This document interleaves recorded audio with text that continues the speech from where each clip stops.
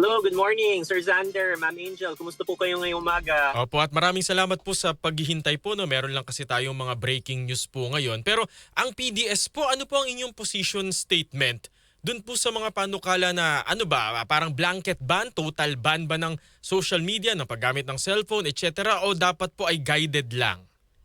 I think naman yung kung total ban ng pag-uusapan, we'll leave that to the lawmakers. Ang position po ng PPS is really for we do not recommend it, and of course we want sana that supervision is always there from the parents. It's two responsibility is twofold, no? From the parents muna to supervise, and of course from the platform creators, yung mga Facebook, Instagram, TikTok, na they also have algorithms or mechanisms to protect the children or those who are under 16 who are using their products. Opo. Pero base po sa inyong pag-aaral, Dr. Jack, dyan po sa Philippine Pediatric Society, ano po ba ang nagiging epekto sa bata kapag overexposed po sila sa mga cellphone, sa mga gadgets, pindot dito, pindot doon, scroll dito, scroll doon? Meron po ba talagang epekto ito sa kanilang pag-uugali? Kailangan natin tandaan po na syempre all of us, our brains develop as we grow older. When we hit that point, adolescence, mga 10, 11, and 12, we're still actually learning to make the proper decisions. The parts of the brain which control our decision making, our impulse control, hindi pa sila handa which is why we benefit really from the guidance from our parents. We model their behavior, we see what is right and wrong. And if we're not yet ready, when we get too exposed to unsupervised media, ano po bang ibig ko sabihin ng unsupervised media? Nakikita po natin, para tumahimik na lang ang bata, sige, ito na cellphone. O kaya pag nasa restaurant tayo, kada bata, isang gadget, kanya-kanyang nood ng YouTube or kanya-kanyang nagsascroll sa social media. How do we know that kung anong pinapanood nila is exactly just for them, what is appropriate for them? Kung iisipin natin ang mga ang sine ay may may PG, may PG-13 at may R. Pero when you borrow your mother's phone, yung algorithm nako-configure naman sa kanya, hindi naman sa bata. So doon rin lalabas yung mga sometimes programs that are not always appropriate. And if we're not supervising the children, educating them on what they should be watching or what they should not be watching, then we have a problem. Opo, and speaking of content, kayo ho ba ay naniniwala na nakakaapekto sa mga bata po yung mga mararahas na mga online games, lalo po yung mga interactive? Kasi meron nung mga pag-aaral na ipinupost din po yung ilang mga grupo na hindi naman daw po ito nakakaapekto sa pag-uugali ng bata. I think naman po, when it comes to exposure to games, it comes back again to the parents. Who tells them, anak ha, tama na, this is just make-believe or ganito nangyayari pag sa game na to. Plus, remember, these games also, if you play too long, you will want to play a little longer. Isang level na lang, matatapos na ako. Ay, may mas mahirap na level. So you get used to all the content that is there. It's not always just the violence. It's also the addiction maybe to some of the games where you will want to buy or pag FOMO, I want all the accessories. I need all the in-app purchases. Lahat ng mga pwedeng gawin, gusto ko kasi I'll feel left out. Lahat ng mga friends ko naglalaro, lahat sila meron. Opo. So bilang magulang, halimbawa, yung ating mga anak po ninyo ay lagi po nagse-cellphone, nagagadget. Ano po ba yung mga senyales na dapat pong bantayan, na apektado na po ng social media ang mental health ng ating mga kabataan, Doc?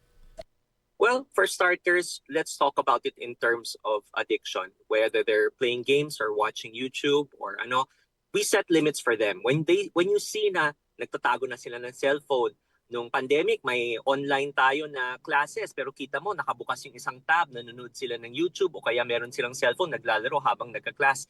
You know when they're already looking for ways to circumvent na, dapat nag-aaral ako, pero instead, I'm not prioritizing anymore what I should be, that's already a problem. When we see that the children are already imitating, ano ba ang sinasabi ng favorite TV character ko, minsan nga, nagmumura na sila o kaya merong mga catchphrases na hindi masyado maganda, then you know that as a parent, I should be educating my children na oops, tama na, hindi dapat ganyan. Opo. Pero kung halimbawa po ay kasi nagdedebate pa ngayon ng mga mambabatas kung total ban o kaya po ay regulated lang. kung kayo po ang iimbitahan po no sa mga pagdinig ng Kongreso at Senado, ano ho ang sasabihin ng PDS sa ating mga mambabatas? Sir, I think the point naman of PPS is really to educate parents to take a stronger role. Alam mo, we can always mandate yung mga platform developers to do this or to do that with their programs. Pero at the end of the day, ang magulang pa rin, ang caregiver, ang guardian, siya pa rin talaga ang may responsibilidad na turuan ng mga bata, mag-set ng proper example. Pati yung mga parents, hindi naman pwede na parating online or on their phone habang kumakain. 'Di ba sa dinner table, kumain tayo, let's talk to each other. As opposed to nakikita nila ang magulang nila naglalaro, di syempre, di sila rin. Yan naman ginagawa ng magulang ko eh. So it comes back really not just to a ban, not just to saying na hindi pwede yan. Pero turuan natin yung mga bata, ganito dapat.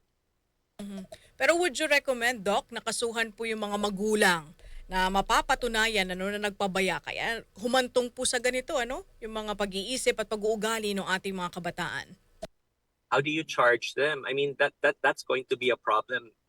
But at the end of the day, I think it really comes back to how can we develop proper IRRs, not just to penalize, but actually to see how we can further educate people on the importance of why we should regulate or supervise social media content.